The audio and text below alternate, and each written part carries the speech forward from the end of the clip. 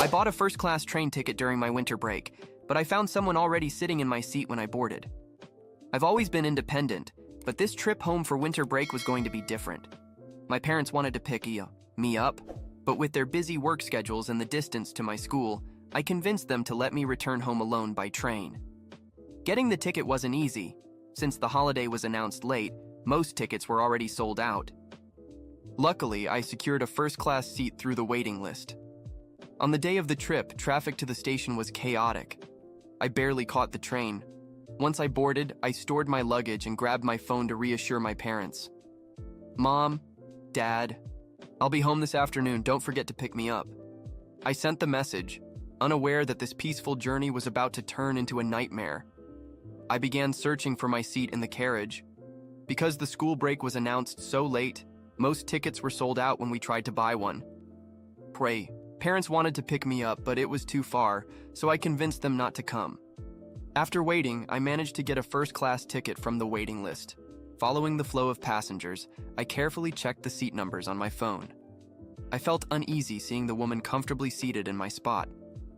After double-checking everything, I finally spoke up. "Excuse me, ma'am, but I believe this is my seat." My home was far from school, and this train ride would cover the entire journey. A first-class ticket wasn't cheap. It cost nearly half of my monthly expenses. The woman looked at me with disdain and sneered, "There are so many seats, and you say this one's yours? Why don't you call the seat and see if it answers?"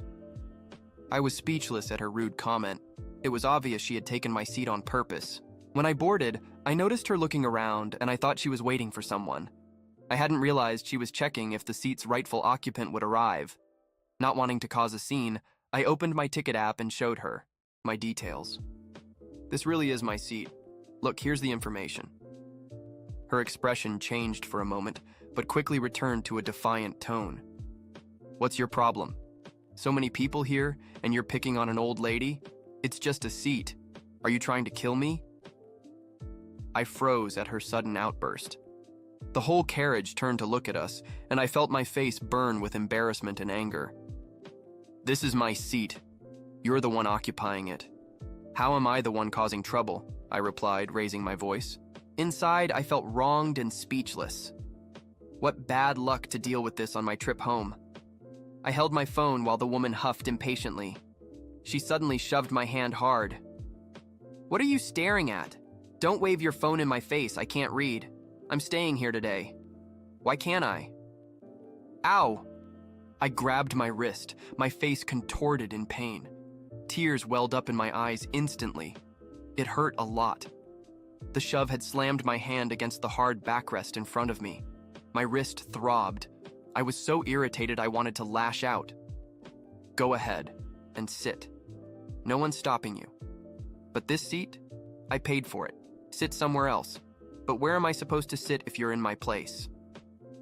Some passengers couldn't take it anymore and tried to mediate. "It's just a seat. Why don't you two switch? They're both seats. What's the difference?" Another added, "It's nothing serious, miss. You're being stubborn. Learn to be flexible." I swallowed my frustration. Was it wrong to want to sit in the seat I paid for? After a pause, I sighed. "Fine, you can stay. What's your seat number? We can switch." Massaging my sore wrist, I thought that as long as I could get home, it was fine. I looked around, trying to spot her seat, but all were occupied. Strange. Was her seat not in this carriage? Her face tensed, and she averted her gaze. My excitement about going home had vanished. Now I just wanted to arrive quickly. After a long pause, pressured by the other passengers, she muttered, "Seat 06F in second class." What? I was shocked. Second class? I was completely speechless. Silently, I cursed my bad luck for the 1,000th time. I bought a first-class ticket, and she wanted to swap it for her second-class seat? I stared at the woman, expressionless, unable to believe it. The price difference between first and second class on this train was over $100. I'm not stupid. Why would I give up a more expensive seat for no reason? It's a second-class seat. Take it or leave it. "If you want to sit, go to second class," she grumbled. She scoffed in disdain. "These first-class tickets are too expensive. Who would have thought a guy like you could afford one? Aren't you ashamed to brag about it?" I was so furious I couldn't even respond. The price difference was massive. Why should I move to second class when I paid for first? "Why don't you sit in the seat you bought?" I retorted.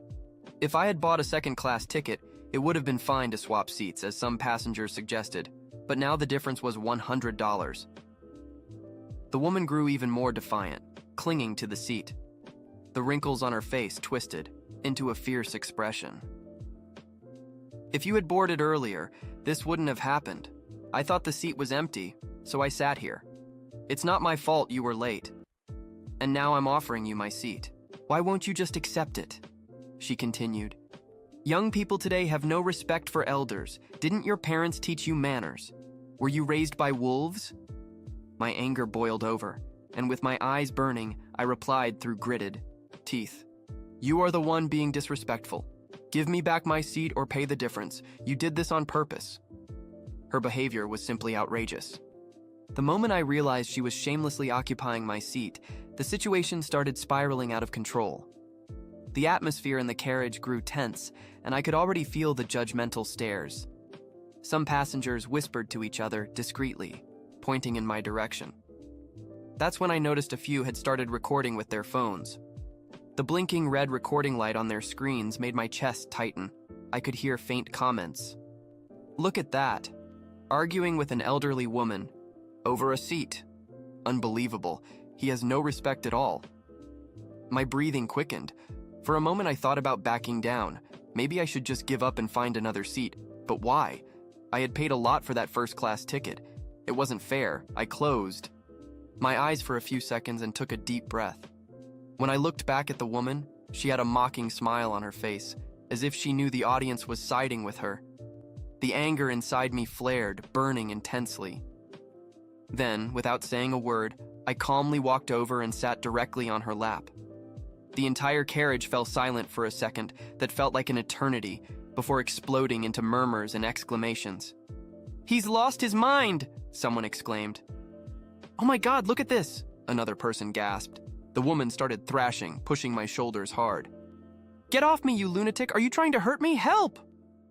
She tried to scratch and shove me, but I remained still, staring blankly ahead, waiting for her to finally give up. "Someone call the conductor!" she screamed, her face red with fury. The passengers grew even more restless. Some filmed from different angles, while others muttered in disbelief. At this point, my mind was a whirlwind of thoughts, but I didn't care anymore. I was tired of being pushed around. Minutes later, the conductor appeared, visibly confused by the scene. He looked at me, then at the woman, then at the phones recording. "What's going on here?" he asked, trying to stay calm. The woman immediately started shouting, pointing at me with trembling hands. "This boy is assaulting me. He sat on my lap. I want him off this train now!" I took a deep breath, still sitting, and looked the conductor straight in the eyes. "I bought this seat. A first-class ticket. This woman is occupying my seat and refused to move. When I showed her my ticket, she disrespected me, shoved me, and mocked me. Now she's playing the victim because people started recording." The conductor frowned. "Do you have proof of this?" I pulled out my phone and showed him the digital ticket. The seat number was clear as day. The conductor glanced at the woman. "Ma'am, may I see your ticket?" She hesitated for a moment, but reluctantly pulled a crumpled ticket from her bag and handed it over. The conductor examined it and shook his head. "Ma'am, your seat is in second class. This is a first-class seat. I must kindly ask you to move to your assigned seat." Her eyes widened. "I'm not leaving. This boy is insolent. I want him removed." The conductor sighed deeply. He grabbed the radio on his belt and muttered something into it. A few minutes later, 2 railway security officers entered the carriage.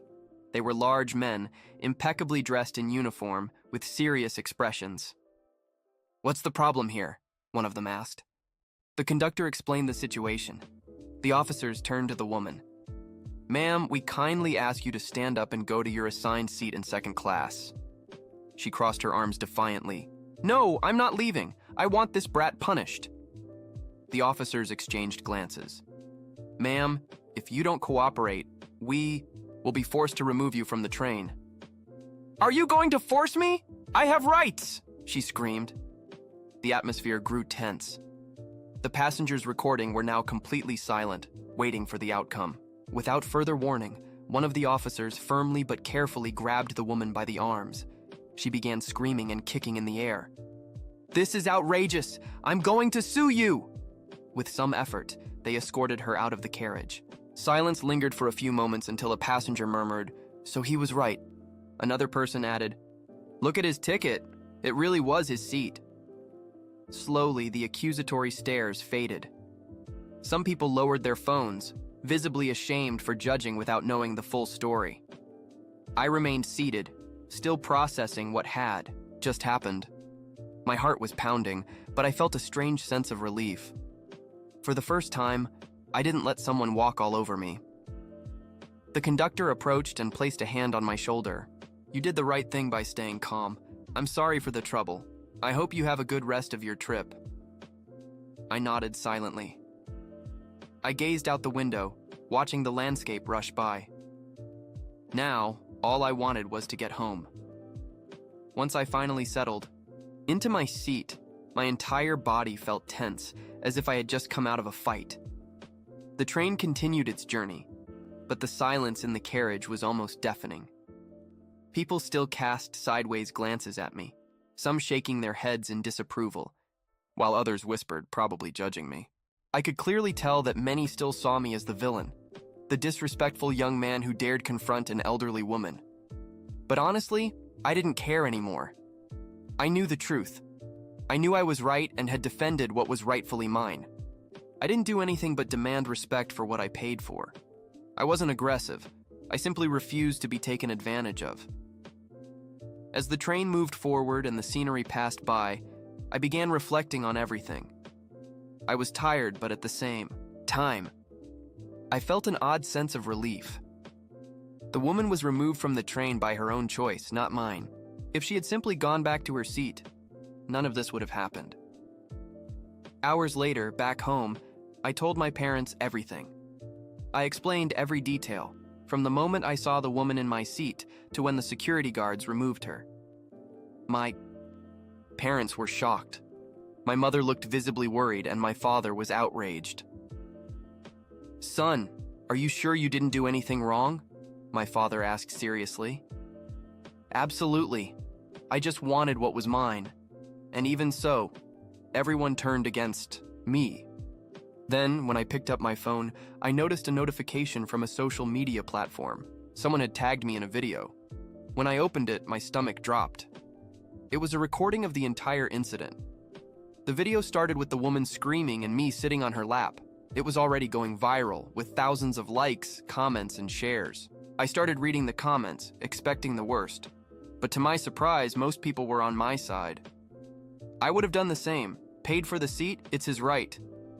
That woman was super abusive. She deserved to be removed. People judge without knowing. He tried to talk first. Of course, there were some who criticized me, saying my actions were extreme, but they were in the minority. Most people understood what had happened. That brought me some comfort. I showed the video to my parents, and they became even more outraged, especially seeing how the recordings only showed part of what happened, distorting the story. This is an invasion of privacy. No one has the right to record and post you without your permission, my mother exclaimed. My father grew thoughtful. We need to talk to our lawyer. Not only should that woman be held accountable, but also the people who posted these videos. This is defamation. We met with a lawyer specialized in image rights and defamation. He was straightforward. You have a solid case. Recording and posting the video without consent, especially with public exposure, causes moral damage. Not to mention the humiliation suffered on the train. We filed a lawsuit against those who posted the video and against the woman for moral damages. The situation kept gaining traction online, and the more it spread, the more people began to understand what really happened. The lawsuit took time, but justice was served. The judge recognized the unlawful exposure of my image and the humiliation I endured. Those responsible for the videos were ordered to pay compensation for moral damages, and the woman was also fined for the distress and harm she caused. The court ruling was clear. No one has the right to expose another person without consent, and the woman's behavior was abusive and disrespectful. With the compensation money, my parents decided we'd use part of it for a family trip, something we hadn't done in years. We needed time to put all this behind us. Even with some criticism from people on the train, I didn't care. Most people understood my side, and the justice system confirmed I was right. The weight I carried in that carriage finally lifted off my shoulders. This experience taught me that standing your ground isn't always seen favorably by others. Often fighting for your rights is mistaken for rebellion, when it's really about dignity. Today, I live in peace. I still receive supportive messages from strangers who saw the video and understood the situation. And if there's one thing I've learned, it's that no one should accept being disrespected, no matter who the other person is. That woman tried to publicly shame me, but in the end, she was the one who had to face the consequences. And me, I simply fought for what was mine.